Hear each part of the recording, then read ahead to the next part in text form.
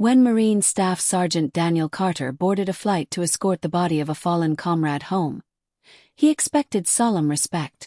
Instead, the airline's cold bureaucracy tried to block him at every turn, unaware they were about to face a storm of resolve that would change everything. Daniel Carter adjusted the crisp lines of his marine dress blues, the weight of the uniform grounding him as he stood in the bustling terminal of Dallas-Fort Worth International Airport. The polished brass buttons gleamed under the fluorescent lights, and the ribbons on his chest told a story of service, years of deployments, sacrifices, and loss. At 34, Daniel had seen more than most, but nothing prepared him for today's mission: escorting the remains of Private First Class Ethan James Reed, a 19-year-old Marine who died in a roadside bombing in Helmand Province, Afghanistan, just 10 days ago. Daniel wasn't just a soldier. He was chosen for this duty because Ethan had been under his command. The kid had looked up to him, trusted him. Now, Daniel would see him home to his family in Iowa. The terminal buzzed with travelers, families dragging suitcases, business people tapping on phones, and gate agents calling out boarding announcements. Daniel's focus was singular. His eyes fixed on the gate where Flight 237 to Des Moines was set to board in 30 minutes. In his hand, he clutched the paperwork authorizing him to accompany Ethan's casket, a flag-draped coffin that waited in the cargo hold of the plane. The documents were meticulous, stamped with military precision, detailing his role as the official escort. He'd done this once before, 2 years ago, and it had torn him apart.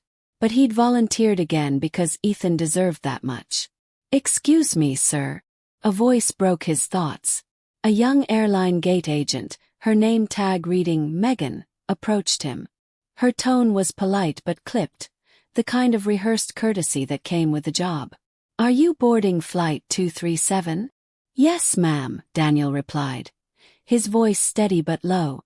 "I'm Staff Sergeant Daniel Carter, escorting a fallen service member."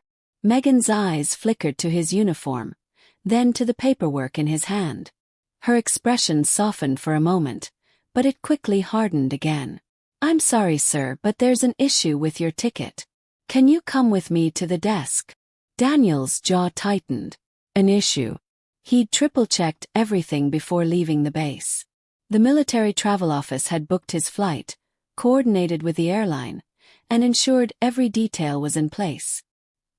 He followed Megan to the counter, where a second agent, an older man named Richard, was typing furiously at a computer. "Staff Sergeant Carter," Daniel said, sliding the paperwork across the counter.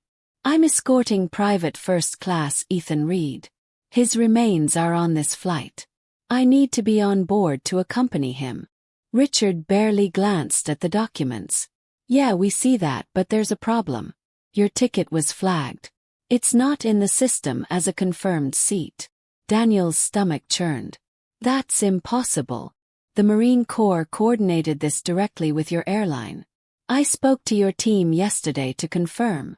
Richard shrugged, his eyes still on the screen. "I'm just telling you what I see. The flight's overbooked, and we don't have a seat for you. You might need to take a later flight." The words hit Daniel like a punch. A later flight. Ethan's family was waiting in Des Moines. The funeral was tomorrow. The idea of leaving Ethan's body to travel alone, even for a few hours, was unthinkable. "This isn't a vacation," Daniel said, his voice low but firm. "I'm not here for a seat upgrade or a connecting flight. I'm escorting a fallen Marine. His body is on that plane, and I'm supposed to be with him." Megan shifted uncomfortably, glancing at Richard. "We understand, sir, but our system shows the flight is full. We can get you on the next one at 3:30 p.m. Daniel leaned forward, his hands gripping the edge of the counter. "You don't understand. This is a military escort. It's not optional. I'm not leaving that plane without being on it." Richard finally looked up, his expression a mix of irritation and indifference. "Look, Sergeant, I don't make the rules. The flight's overbooked. We can't just bump paying passengers. You'll have to wait." Daniel's heart pounded, but he kept his composure. Years of discipline had taught him to channel anger into focus. Get me your supervisor, he said, his tone leaving no room for argument. Megan hesitated, then picked up a phone and murmured something into it.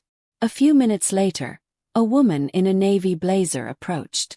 Her name tag read Karen, duty manager.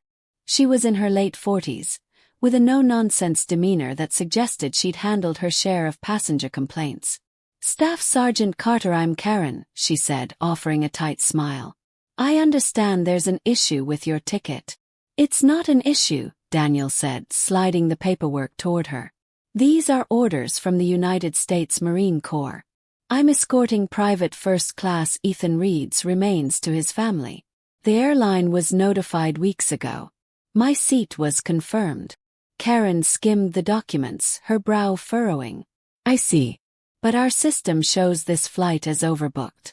We don't have any available seats in economy, and we can't move you to first class without approval from corporate.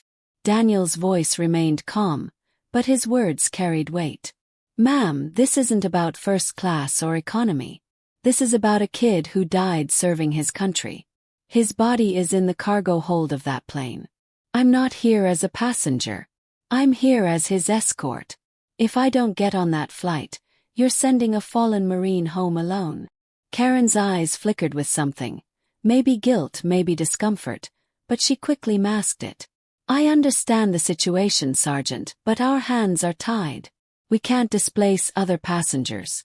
I can offer you a voucher for the inconvenience and get you on the next flight. Daniel's patience was fraying, but he refused to raise his voice. A voucher? You think this is about money? Ethan Reed was 19. He had a mom and dad waiting for him in Iowa. They're burying him tomorrow. I gave my word I'd bring him home. You need to make this right.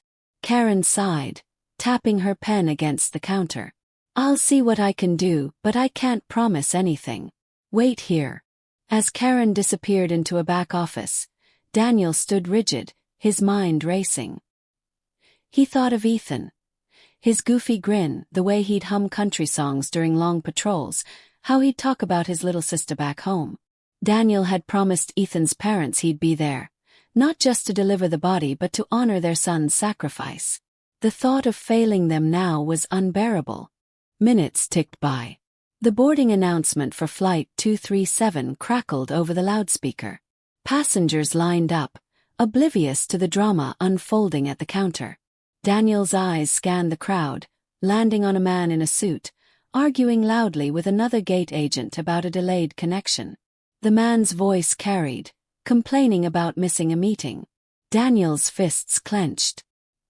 He'd give anything to trade places with that guy, to have this be about something as trivial as a missed meeting. Karen returned, her expression unchanged. Sergeant, I spoke to our operations team. The best we can do is put you on standby. If someone doesn't show up, we'll get you on. Otherwise, it's the 3:30 flight. Daniel's voice was steel. Standby isn't good enough. You're telling me you can load a fallen soldier's casket onto a plane but not the Marine escorting him? Do you have any idea what this means to his family? Karen's face reddened, but she held her ground. I'm sorry, but we have protocols. We can't just. Protocols. Daniel cut her off, his voice rising for the first time. You want to talk about protocols? I got a protocol too. It's called duty. Ethan Reed gave his life for this country, and I'm not letting him travel alone because of your computer glitch. The terminal grew quieter. Passengers nearby turned to look, sensing the tension.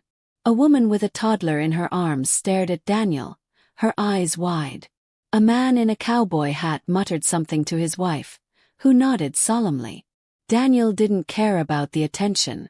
He cared about Ethan. Karen's voice dropped, almost a whisper. Sergeant, I need you to lower your voice. I'm trying to help. Then help, Daniel said. Get me on that plane. Karen glanced at Megan and Richard, who were watching silently. I'll make one more call, she said, stepping away again. Daniel's phone buzzed in his pocket.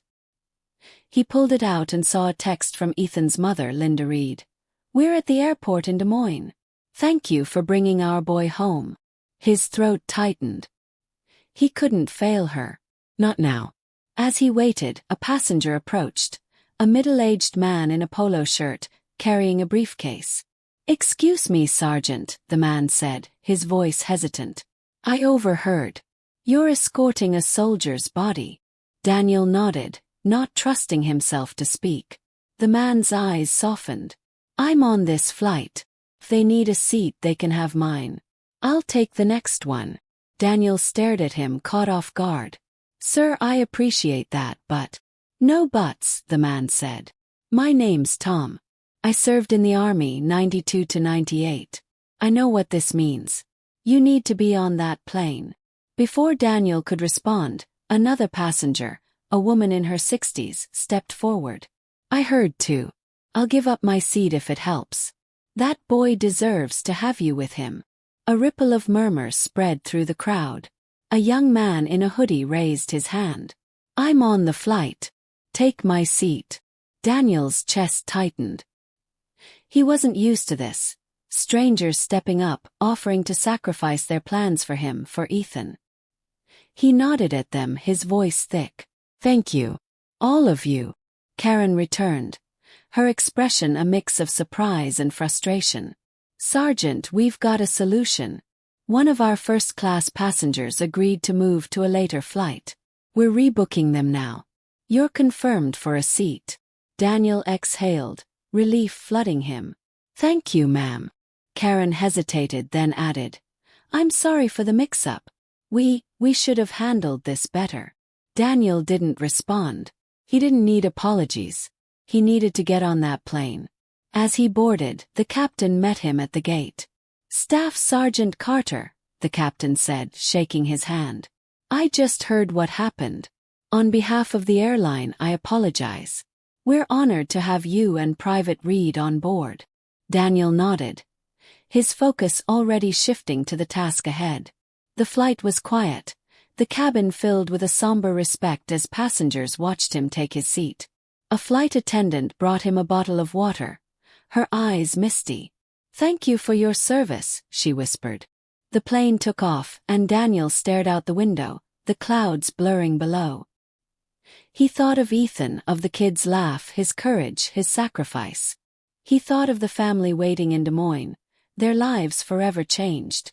And he thought of the strangers in the terminal, ordinary people who'd stepped up when it mattered. When the plane landed in Des Moines, Daniel was the first to disembark. He followed protocol, coordinating with the ground crew to ensure Ethan's casket was handled with care. At the tarmac, he stood at attention as the flag-draped coffin was lowered, saluting as it was loaded into a hearse. Linda and Mark Reed, Ethan's parents, stood nearby, their faces etched with grief.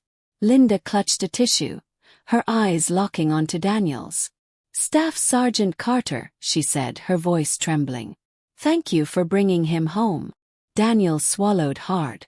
"It was my honor, ma'am." Mark shook his hand, his grip firm but shaking.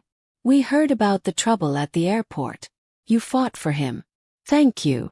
Daniel didn't know how they'd heard. Maybe the airline, maybe a passenger who'd posted about it online. It didn't matter. "I'd do it again," he said simply. As the hearse pulled away, Daniel stood tall, his mission complete. But the weight of it lingered. He'd brought Ethan home, but the cost of that homecoming, the bureaucracy, the indifference, the fight, left a mark. He vowed to tell Ethan's story, to make sure people knew what it meant to serve, to sacrifice, to honor. Back at the airport, word of the incident spread. Passengers from Flight 237 posted on social media, their accounts of Daniel's resolve and the airline's initial failure going viral.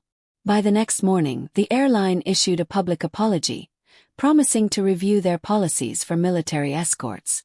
They reached out to Daniel, offering compensation, but he declined. This wasn't about him. It was about Ethan and every soldier like him. Daniel returned to his base, his uniform still crisp, his heart still heavy. He carried Ethan's memory with him, a reminder of why he served, why he fought, why he'd never let a fallen Marine travel alone.